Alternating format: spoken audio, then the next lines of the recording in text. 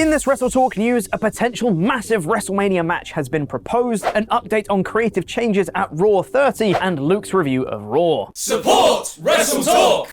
With The Rock's long-proposed Mania 39 clash with Roman Reigns looking dead in the water according to reports, it's understandable if WWE would now be shifting their attention towards other potential avenues for their marquee match in Hollywood, when it always should have been Sami Zayn. And while it is looking extremely likely, if the bookmakers are to be believed, that Cody Rhodes will be ending up booking his place in the Mania main event by winning the Rumble match on Saturday, could WWE potentially have somebody else planned for the Tribal Chief?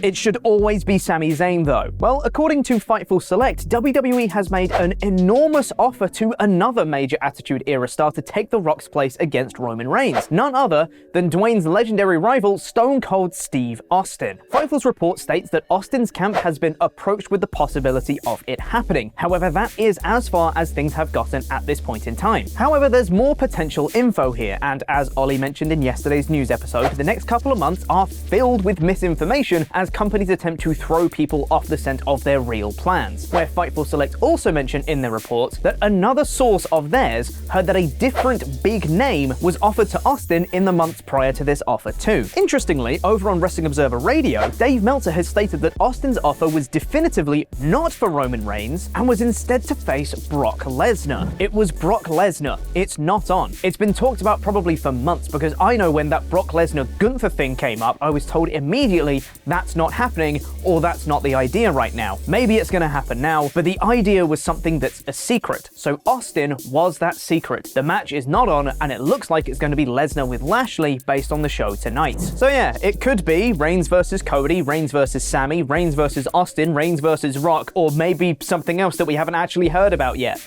Sounds conclusive. Last night's Raw 30 was a lot of fun. Stay tuned for Luke's full review. However, it's fair to say that it didn't quite play out the way we, or WWE, had originally intended. An example of this was the change to the long-advertised Bloodline Acknowledgement Ceremony segment, which was nixed just days before it was set to go ahead and replaced with the trial of Sami Zayn, which was the most perfect segment I've ever seen, and in this video essay I will... According to Dave Meltzer on F4W Online, the segment was changed completely due to Alpha, Seeker, and Rikishi all being unable to attend the event for various reasons. According to Meltzer, all three were set to be key people in the segment, so without them, the plans fell apart. But that wasn't the only notable change to the show, with the advertised steel cage match between Bayley and Becky Lynch being thrown out via a damage control beatdown. According to Fightful Select, the match and entrances were actually meant to get 2 segments on the show. However, due to the aforementioned trial of Sami Zayn reportedly running long, several other segments had to be trimmed as a result. A couple of people that were notably absent from Raw 30 were the Bella twins, who had previously been advertised for the show. And according to the Bellas themselves, the treatment of women on the show was not up to scratch, with the aforementioned steel cage match being scrapped, and the only female Legends appearance was Alundra Blaze in a backstage segment playing poker. While the Bellas traveled to the area of Raw 30, they mentioned that they decided to not be on the show on an Instagram livestream, as they knew WWE didn't plan on showcasing many of the top women's moments from the past 30 years of the show, with Brie specifically mentioning there's a bunch of us they don't want to show. There seems to be more news coming out as we approach Mania season, so stay tuned to WrestleTalk.com for more, and subscribe here on this channel for daily wrestling news videos too.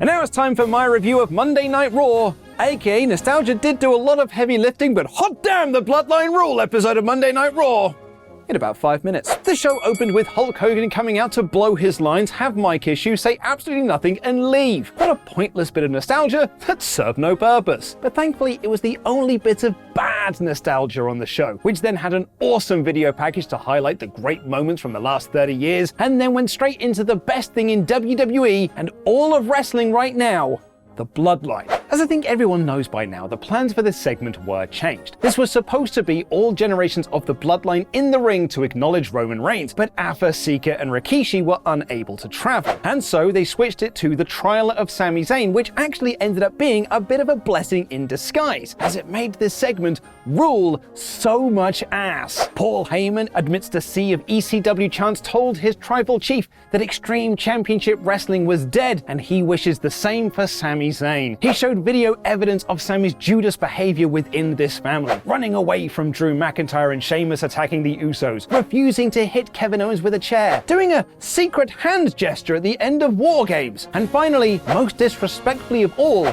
bumping into Roman to step ahead of him on the Christmas Eve episode of SmackDown. Paul Heyman called Sami Zayn a rat bastard and said he should be guilty as charged. A clever line, as that used to be the name of an ECW pay-per-view. Sami Zayn had no defense. He was just sad. He had a big defense planned, but this has all hurt his feelings. His defense was he had no defense. Very upset by all of this, Roman Reigns announced that Zayn was being kicked off the Island of Relevancy and ordered Solo Sikoa to take him out. Solo went to give Zayn the Samoan spike, but was stopped by none other than Jey Uso. Jey pleaded with Roman to change his mind, and while Sami had no defense, Jey did. He showed video proof of Sami's loyalty to this family, playing Roman's music to distract Matt Riddle, taking a Claymore from Drew to protect Reigns, taking a chair shot to protect Jey, stopping Sheamus from getting in the ring in a tag title match, and finally, and most impactfully, turning on Kevin Owens at War Games. Jey said that he loves Sami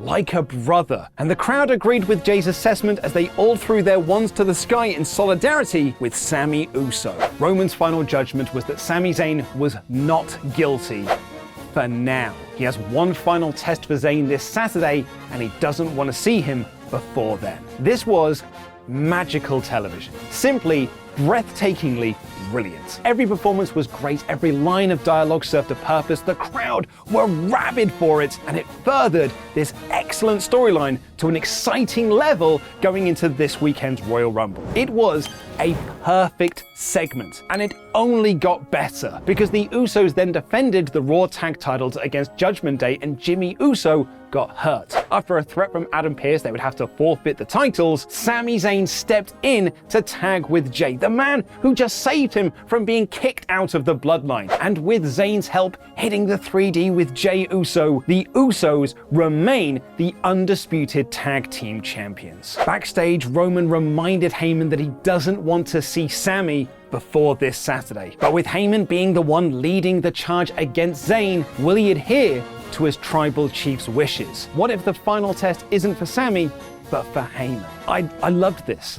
I loved all of this. And I'm not saying the rest of the episode was downhill from here, but nothing, and I do mean nothing, came close to touching this in terms of quality. I'll say it again, this was a perfect segment. And much like the segment in question, this review has slightly gone wrong, and it will now impact the rest of the show. We got a series of backstage skits with Baron Corbin playing poker with legends, and it wasn't particularly funny, but I'm sure everyone had a nice time. LA Knight invited one of those legends to have a fight with him, which was answered by The Undertaker, who, for the first time in nearly 20 years according to commentary, came out as the American badass. Knight tried to leave, but he ran into Bray Wyatt, who forced him back into the ring. Taker set up Knight for a chokeslam, but threw him to Wyatt to hit Sister Abigail. It was a true passing of the torch moment, and exactly how legends should be used, to put over new talent. Was it an effective segment to build up the pitch black match? No, but it had a bigger idea behind it. Wyatt is finally the new Undertaker of WWE. And with that, Taker whispered in Bray's ear the true magic of the Undertaker, the reason he stayed on top for so long, the secret to immortality as the Phenom of WWE. The biggest impact from the Bloodline segment going long was that the heavily promoted Becky Lynch vs Bayley Steele cage match never happened, as Damage Control laid out Bex before the match. This absolutely 100% sucked. Why, of all things on this show, did this have to be cut? Oh, because DX need to come out and do some comedy with Kurt Angle for an extended period of time to set up a 6-man tag between Seth Rollins, Street Profits, and Imperium. To give this segment credit, it was actually funny this time, and DX served more of a purpose here, getting over new talent, which is a better use of them than the DX Celebration episode last year, or heaven forbid, the FTR segment on Raw 25. Teddy Long made the match official and the good guys won with Kurt Angle as the special guest referee. A lot of this could have been cut. Bobby Lashley cut a promo saying he only lost the US title in the first place because of Brock Lesnar. Gee, I wonder who is interfering in the main event. Ric Flair brought out Charlotte Flair, who did a babyface segment with Bianca Belair, who then beat Sonya Deville in a match that didn't need to happen. This also could have been cut. Belair then cut a promo on Alexa Bliss, who answered backstage looking in a mirror. This rightly was not cut because it did build the match this weekend. We got a video package for Cody Rhodes, really the only build for the Royal Rumble, so yeah, he's basically winning it now. And Miz got stunned by Kevin Owens, who cut a brief promo on Roman Reigns. This also could have been cut. Which brings us to the main event, where Bobby Lashley challenged Austin Theory in a no DQ match for the United States Championship. And sure enough, Brock Lesnar came out and gave Lashley an F5 before F5ing Austin Theory on top of Bobbles so he could retain. The name drop earlier did ruin this surprise somewhat, but it does set up a good Mania program for Lashley. Not only that, but it actually furthers the Hurt Business storyline as well, as Lashley told MVP that he didn't need backup for tonight, and it turns out he actually did. Look, even with my grievances, there's no denying this was a really fun episode of Raw. The Bloodline segment was tremendous, and it got me so pumped for the title match this Saturday, and key for me, the legends across the show were only used to put over new talent. Really, my only real gripe, and it is one that does leave a bad taste in my mouth, was Becky Lynch versus Bayley getting cut when there was so much other stuff on this show that could have been trimmed or totally cut. It's unfair on Becky, it's unfair on Bayley, and it's unfair on the fans who paid to see that match. And to quote Shirley here on Twitter, nothing seems more appropriate for a tribute to the history of women on Raw, quite like scrapping the women's match because the men went long. But even with that said, this week's Raw is undoubtedly 5 out of 5. God, it was good. And it's also the Royal Rumble this week, and if you're wondering where the WrestleTalk predictions are, we've already done them. It's our brand new show called 3 Counts, where Ollie and I predict every WWE's wrestler Royal Rumble performance in 3 words or less. Here's a clip. Most women's eliminations. In men's Rumble? No way! Yeah. Yeah, that's Not in the women's at all. That Gallows storyline going. Returns in Rumble. Not in Rumble. Enjoys nice catering. Gunther mid-air elimination. Like slaps him out of the air. Over that. Flips Braun over.